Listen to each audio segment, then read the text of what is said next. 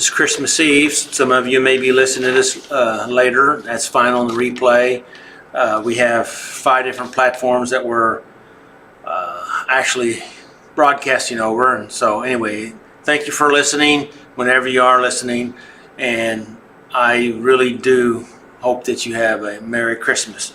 Today, as I prepared for this, I've tried to cut it down. Hopefully, I'll do a better job this week of cutting it down. But I thought maybe this would be applicable for Christmas. And here's my title for today. How to have a better and merrier, less stressful Christmas. How about that? Thanks for being with us today on an encouraging word with Doug. And again, I'm Doug Wilkerson with Central Christian Center, Christian Life Center, also Saturday Night Live, Life Recovery Ministry here in Joplin. So, again, Merry Christmas to everyone. May God bless you and keep you, and may His face shine upon you and give you His peace, which is so important. And hopefully, maybe I can help with that peace a little bit today. You know, most of us, if not all of us, we have some beliefs, and these beliefs are hard and rigid. They are actually abusive. I talked last week about perfectionism, and this is well, perfection, like I said last week, it's so big, so complex.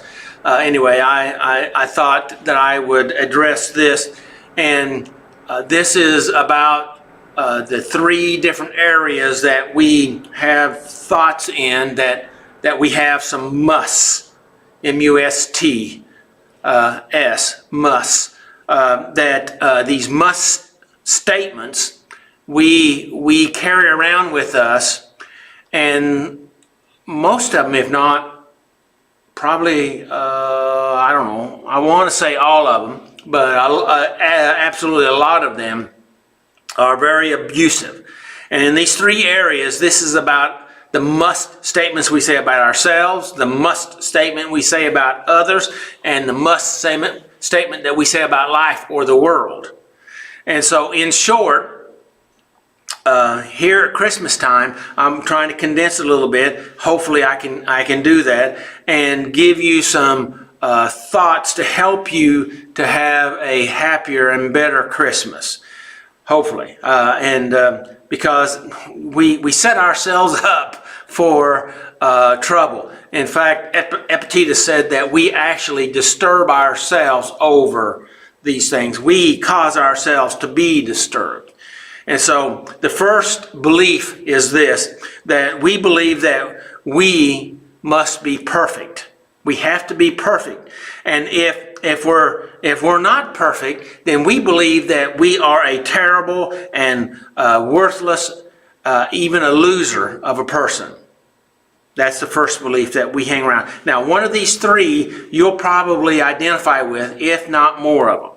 So the second belief is that other people, or we can say you, all right, you have to treat me perfectly, okay? And if you don't treat me perfectly, then you're a terrible person, you're a loser, and you're worthless, okay? The first one is that I have to be perfect, and if not, I'm a terrible person. If you don't treat me good or nice, then you're a terrible person. That's belief number 2. Number 3 is others or the world or life has to treat me in a nice way. They has to be kind to me. It has to be loving to me. And if it's not just hassle-free, okay, then it's a terrible, and I can't stand it, and I don't, I want to opt out.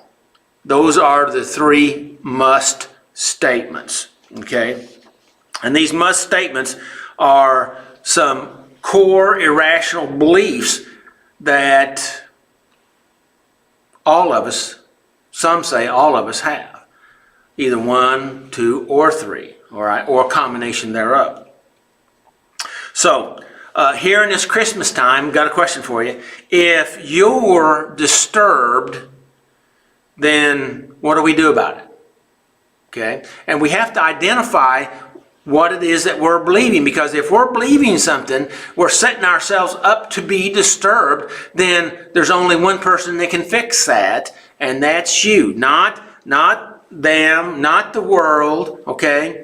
And what we have to do is we have to learn to recognize the truth, and we have to get some evidence to help us to change our thinking, to help us to be less abusive to ourselves. And if we are less abusive, if we can accept reality the way that it really is, then it doesn't have to be as harsh. Okay.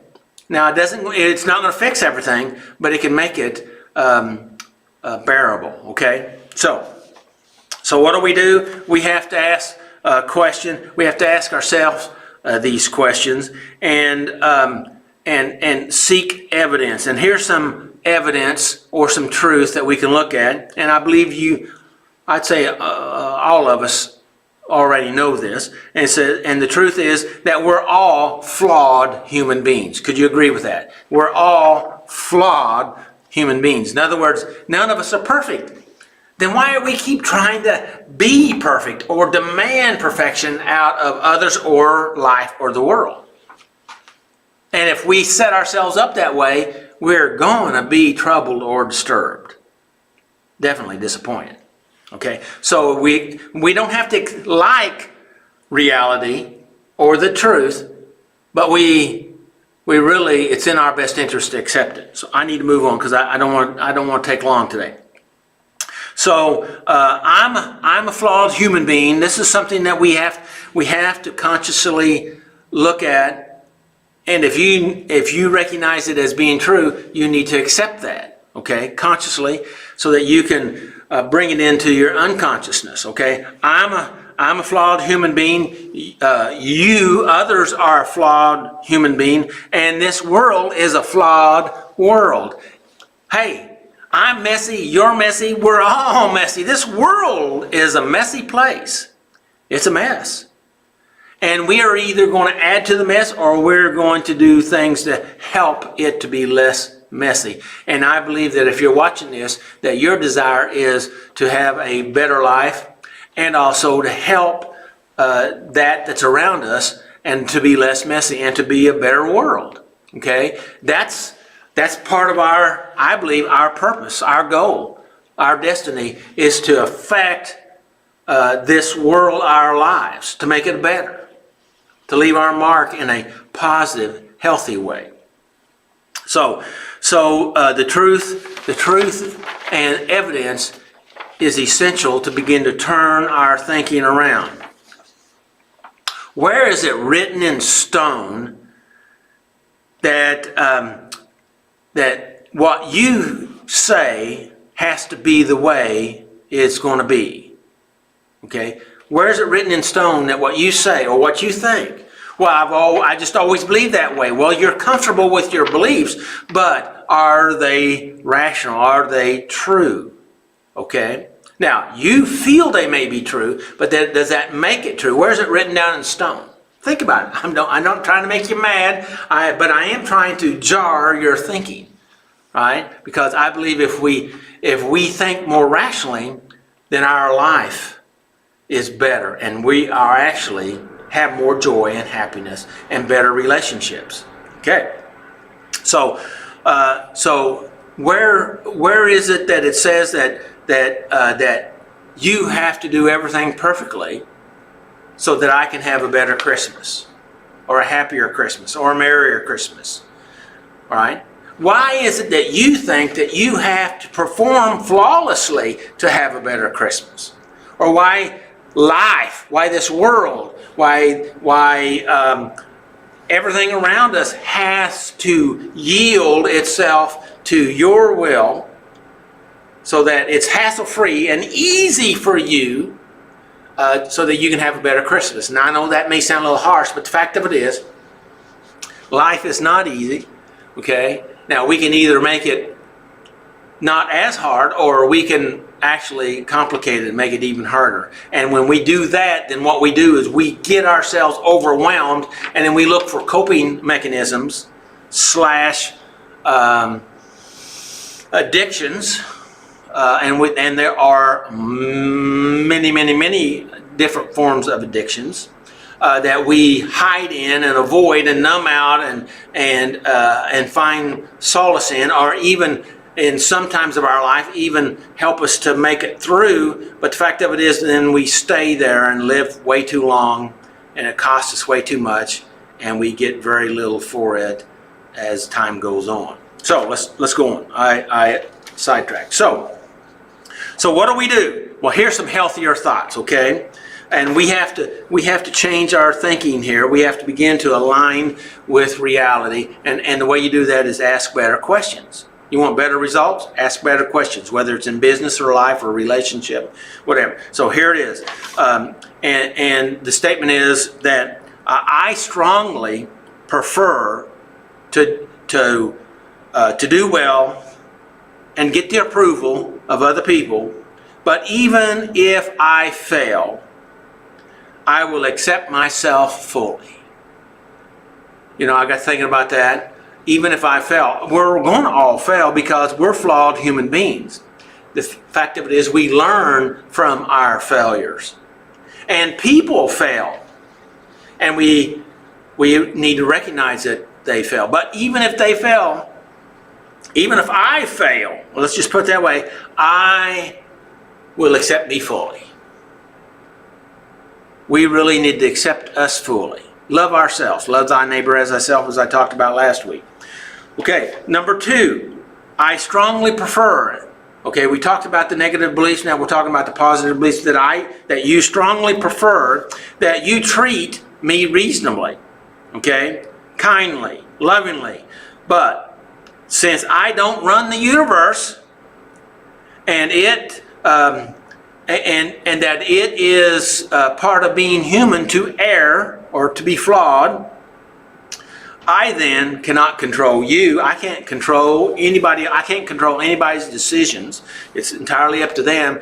God has given you the right to make your decision, even if it's a bad one. You have that right. Even if since I can't control you, it doesn't make the negative action okay. What you do doesn't make it okay, but it is bearable. Okay, because with that preference, I don't take it as personally. I don't see your behavior as being a personal offense to me, because you have a right to be, let's use a derogatory term, you have a right to act stupid if you choose to. But then I have a right to go ahead and have a reasonably good life, and it may be in a disconnecting fashion. Okay? I don't have to be troubled about it. Okay? I don't have to be mad at you about it. I can have a happy, merry Christmas, even if you're extremely irrational. How about that? Number 3.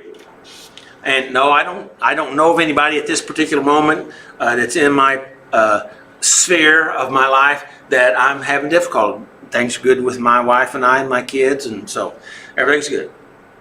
All right, number 3, just in case you were thinking that. Number 3, I strongly prefer that life, or this world, be fair to me, easy to me, hassle-free. You know, some people say, this world's got to treat me nice or I'm going to be mad. And how has that worked out for you? Just a question. All right? And so, and it's frustrating that it isn't hassle-free, okay? And it isn't always kind and friendly, all right? But I can bear the frustration, and I can still have a considerably enjoyable life, okay? I can still enjoy life, and it can be good, all right? Even if I'm in a bad situation.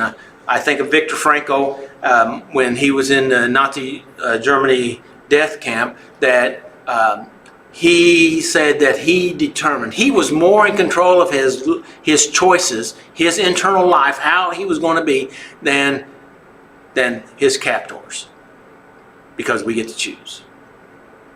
Man's Search for Meaning, if you're interested. It's a great book. I've gone through it multiple times. So, if you're disturbed, okay, if you're disturbed, who disturbed you? Well, we'll say, well, it's because I'm not good enough, or I haven't done everything right, or they mistreated me, or the world isn't being friendly to me or kind to me. So if that's the case, well, listen, the truth is this. Remember, we talked about evidence and truth. If you're disturbed, you're the one that's disturbed you. It's not what's happened to you, but it's your opinion or the meaning of how you've interpreted it determines whether you're disturbed or not. And you're in total control of that. Think about it. Just think about it. So, you're the only one that can fix it. If you're disturbed, you're the only one that can fix it. You're the only one that can bring it around. A different perspective, a different thought, okay? Things shift. How many times have I seen people, we've gone through the thinking and process and looked at things, and all of a sudden, things shifted in them. You could see it. Emotionally, they shifted. Okay? All right? Because they thought differently. And when they thought differently, they felt differently, and then they behaved differently. Okay? And so, and by the way, a lot of this information I'm reading today is out of the REBT literature, Rational Emotive Belief Therapy, which I studied back in the 80s, which really helped me tremendously. So anyway, so Romans 12:2 says, "Be not conformed to this world, but be ye transformed by the renewing of your mind." We have to align our thinking with the truth, and if we do that, then if we're running our life off the truth, then we're not running our life off the lies. And if we're not running our lives off the lies, we're bound to do better. Wouldn't you agree with that? That's one of the things I helped me to turn my thinking around is I don't want to be ran by the lies that I've always believed, even though I thought they were true, and I found out that they weren't. And we know the truth because it's in us. The Holy Spirit has given that to us. He said He'd lead you and guide you into all truth. It's there. We just can't listen to all the jibber jabber that's in our head. Okay? I'm not saying it's all jibber jabber, but the fact of it is, if we've been running in lie mode, then we can't even hear the truth when the truth is spoken to us because we covered up. I've gone aside here. So what we need to do is we need to renew our thinking so that we can have the truth and line up with the truth, and our life will be better. And torture ourselves less. One writer says that we really emotionally torture ourselves with these false, harsh beliefs, abusive beliefs. Nobody can abuse you like you can abuse you. I heard a story many years ago of a hospice nurse that had worked with her clients, and she asked them a question before they passed away, of course, that if they had any regrets and what was the one thing that they regretted most. And a majority of these clients responded to her and said, "I wish I would have let myself be happier." Are you not letting yourself be happy? Man, I've been there, done that. Kept disappointment on myself so that I wouldn't be disappointed. Now, does that make a lot of sense? I disappointed myself so that I wouldn't be disappointed. There's something wrong with that type of thinking, and I've had it. So I'm not beating up on you. I'm just making a statement. So today, I wish that you would let yourself be happier this Christmas. And I want you to have a very, very Merry Christmas. Christmas. And let that peace be in you. And just give yourself permission to be happy no matter what happens. Okay? Be at peace. And again, may the Lord bless you and keep you, and may His face shine upon you and give you His peace. And have a great and Merry Christmas and a Happy New Year. God bless you.